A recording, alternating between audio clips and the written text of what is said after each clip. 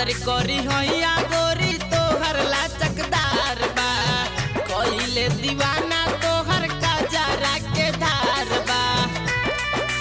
ए जान सुन दरगना हो हाँ पतर करी होइया गोरी तोहर लाचकदार बा कइले दीवाना तोहर काजरा के धार बा। किया जो मानव के सरदा पूरा लेबे दा किया जो मानव के सरदा पूरा लेबे दा किया जो कोरावे में कस के सुताई लेबे दा आज कोरावे में कस के सुताई लेबे दा हाँ हाँ कोरावे में कस के सुताई लेबे दा।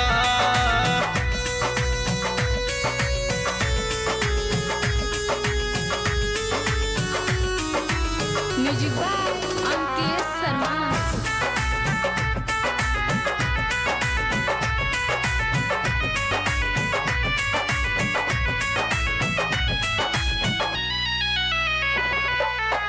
सोनावा के पानी नियर बाड़ू निखराए फूलावा गुलाब जैसे बाड़ू तू फूलाए।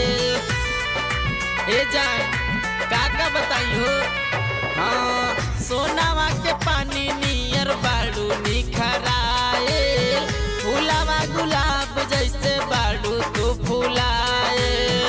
किया जो सीनावा से अपना सटाई लेबे दा किया जो सीनावा से अपना सटाई लेबे दा रानी कोरावे में कस के सुताई लेबे दा हाँ हाँ कोरावे में कस के सुताई लेबे दा आज कोरावे में कस के सुताई लेबे दा।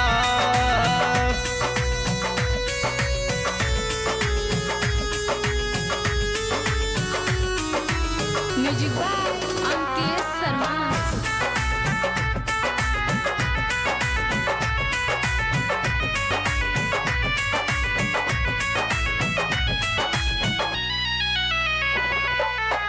चौनावो से सुनर लागे चेहरा तोहार हो सुनील शर्मिला के हो तू प्यार हो। ए जान सुन तड़कना हो हाँ चौनावो से सुनर लागे चेहरा तोहार हो सुनील शर्मिला के हो तू प्यार हो।